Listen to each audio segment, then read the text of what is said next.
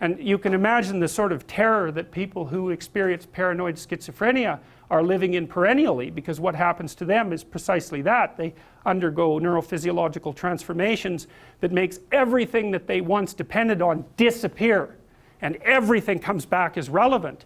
And that puts them in the early stages of schizophrenia. That's extraordinarily stressful neurophysiologically. So they're overwhelmed with cortisol, and their brains deteriorate as a consequence of that. It's just too much.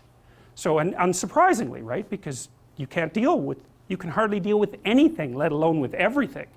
Now, and often what you see, and it's rarely conceptualized this way in the training of clinical therapists, but often what you see when you are dealing with people who are in crisis isn't people who have a mental illness. In fact, in my experience, that's actually quite rare.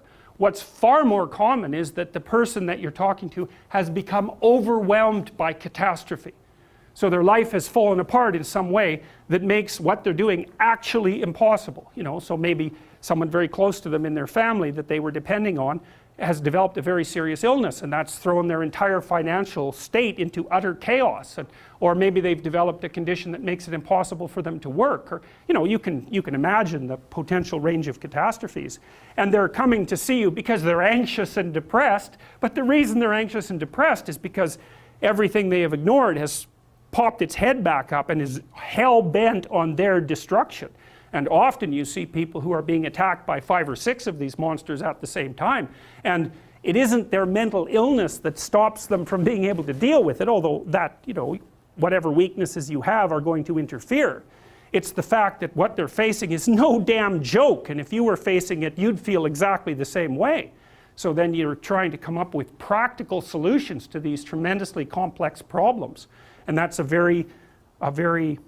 well, it's extraordinarily difficult, generally speaking. People often don't come to a therapist until they've exhausted their entire range of resources. They cannot figure out what to do.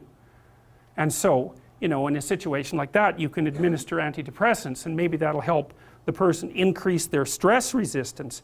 But and it may be that because they're depressed and have been brought down, that they are in fact exaggerating the danger of some of the smaller monsters that are after them.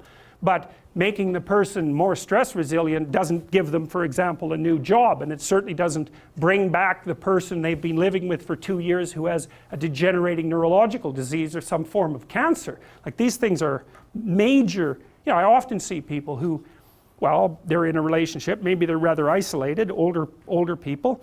One of the partners is dying and their entire financial situation has become catastrophic. It's like, that's not a mental illness, man. I mean, they may have got into that situation because of one inadequacy or another, but you don't even want to push that too far, because that sort of thing can happen to anyone, and will in fact happen to most people in one form or another, at least at some point in their lives. So you want to be damn prepared for that.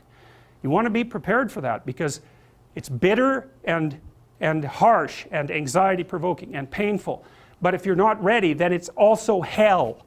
And often you can stop things from becoming hell, even though you can't stop them from being bitter and painful and anxiety provoking and all of that. You can at least delimit the catastrophe enough so that it doesn't permanently bring you and the people around you down. And that's not so bad, right? That's a hell, or at least it's a lot better than the alternative. So